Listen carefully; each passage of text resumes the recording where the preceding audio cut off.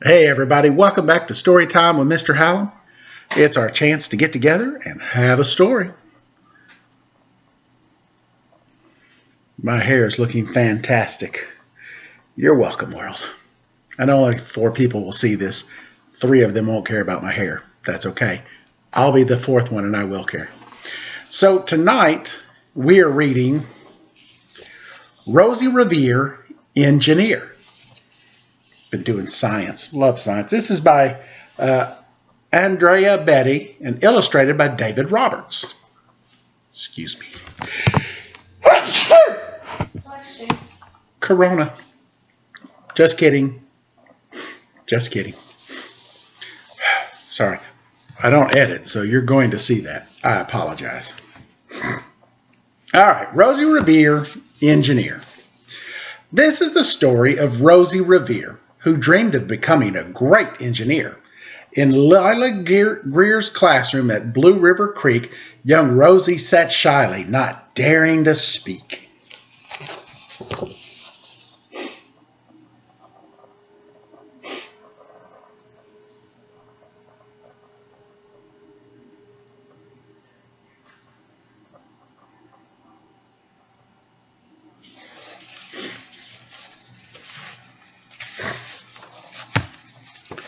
But when no one saw her, she peeked in the trash for treasures to add to her engineer's stash. And late at night, Rosie rolled up her sleeves and built in her hideaway under the eaves.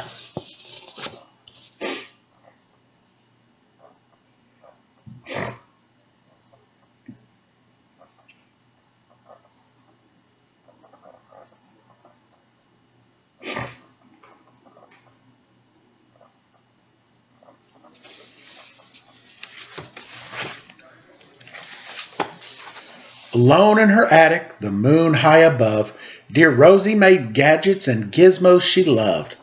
And when she grew sleepy, she hid her machines far under her bed where they'd never be seen.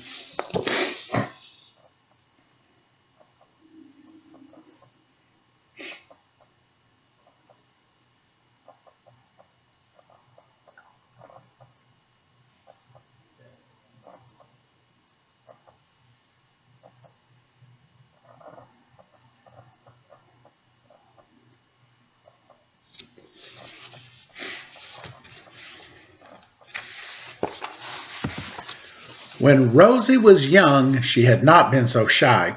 She worked with her hair swooping over one eye. She made fine inventions for uncles and aunts, a hot dog dispenser and helium pants.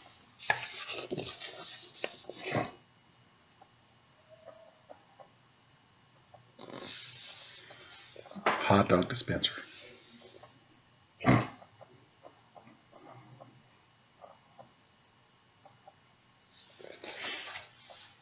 I'm not going to lie. I'd go for a hot dog dispenser. Helium pants? No. Hot dog dispenser? Oh, yes. Her uncle she loved most was Zookeeper Fred. She made him a hat to keep snakes off his head. From parts of a fan and some cheddar cheese spray, which everyone knows will keep pythons away.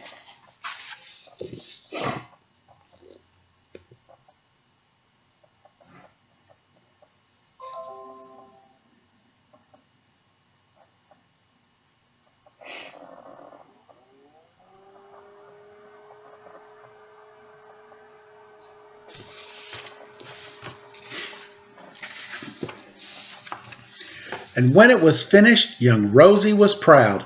But Fred slapped his knee and he chuckled out loud. He laughed till he wheezed and his eyes filled with tears, all to the horror of Rosie Revere, who stood there embarrassed, perplexed, and dismayed. She looked at the cheese hat and then looked away. I love it, Fred hooted. Oh, truly I do.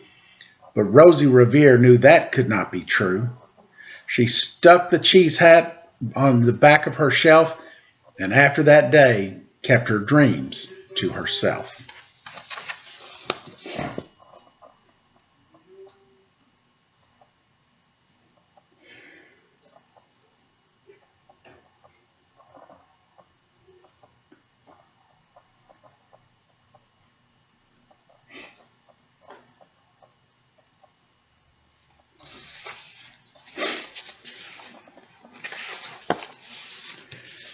And that's how it went until one autumn day, her oldest relation showed up for a stay.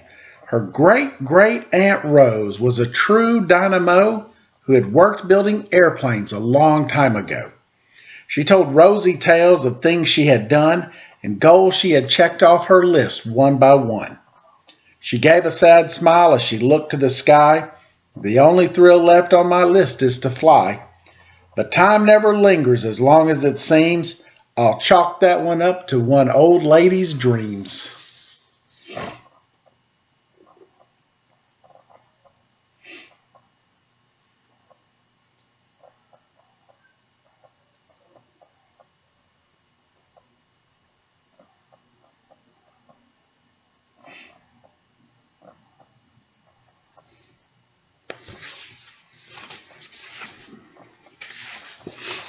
That night, as Rosie lay wide-eyed in bed, a daring idea crept into her head. Could she build a gizmo to help her aunt fly? She looked at the cheese hat and said, "No, not I." But questions are tricky, and some hold on tight, and this one kept Rosie awake through the night.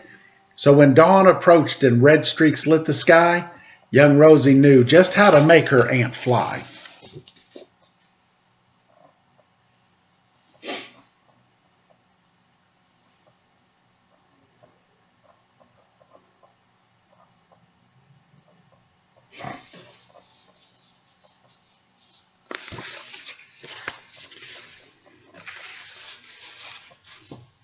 She worked and she worked till the day was half gone, then hauled her cheese copter out onto the lawn to give her invention a test just to see the ridiculous flop it might turn out to be.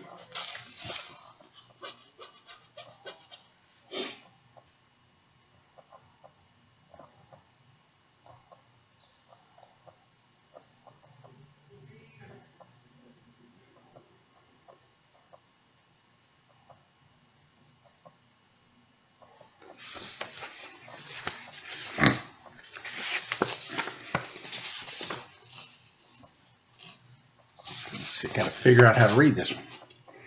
Strapped into the cockpit, she flipped on the switch. The helio cheese copter sputtered and twitched. It floated a moment and whirled round and round, then froze for a heartbeat and crashed to the ground.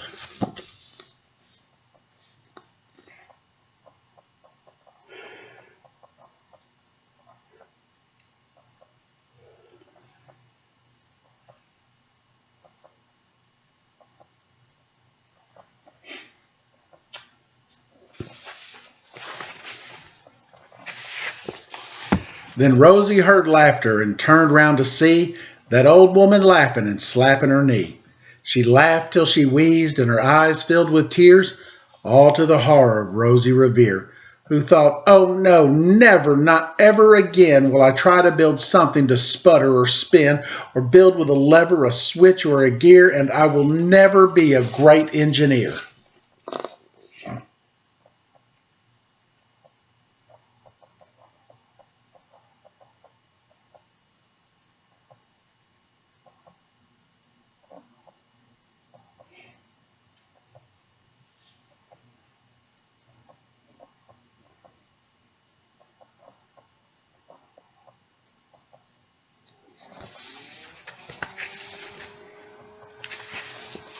She turned round to leave, but then great great Aunt Rose grabbed hold of young Rosie and pulled her in close, and hugged her and kissed her and started to cry. "You did it! Hooray! It's the perfect first try! This great flop is over. It's time for the next." Young Rosie was baffled, embarrassed, perplexed. "I failed," said dear Rosie. "It's just made of trash. Didn't you see? The cheese copter crashed." "Yes," said her great aunt, "it crashed. That is true. But first it did just what it needed to do. Before it crashed, Rosie, before that, it flew."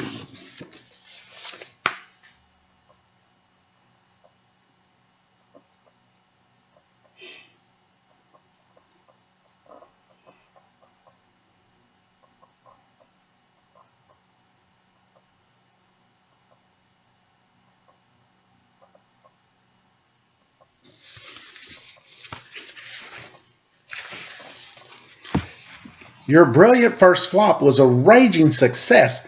Come on, let's get busy and go on to the next. She handed a notebook to Rosie Revere, who smiled at her aunt and as it all became clear. Life might have its failures, but this was not it. The only true failure came when you quit.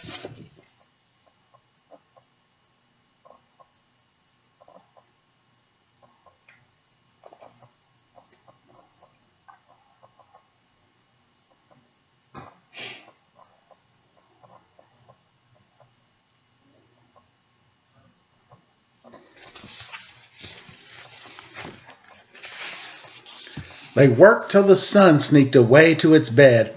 Aunt Rosie tied her scarf round Rosie's head and sent her to sleep with a smile ear to ear to dream the bold dreams of a great engineer.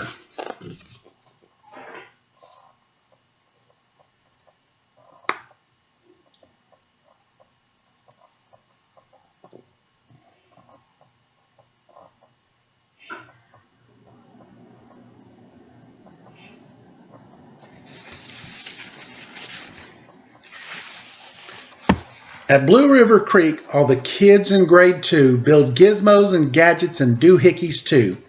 With each perfect failure, they stand and they cheer, but none quite as proudly as Rosie Revere.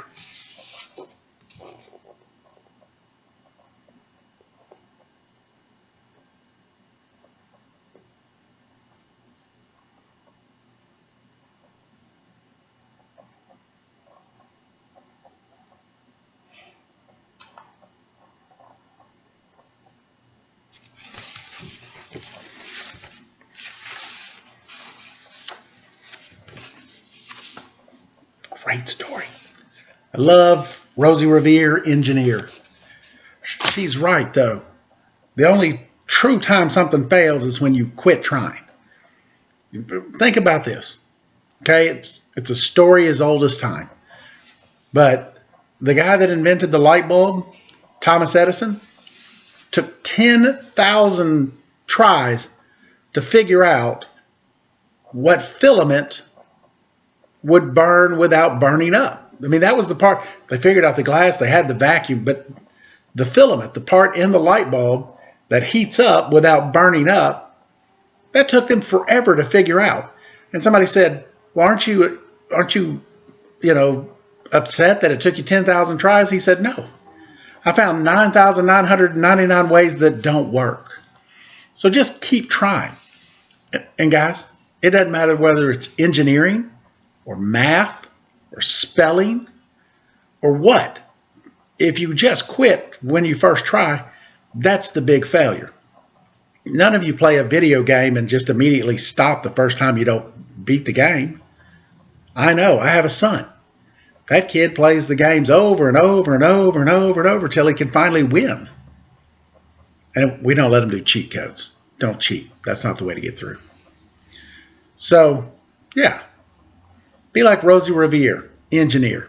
Keep trying and trying until you get it right. Just remember, you've always got a friend here at Storytime with Mr. Howell.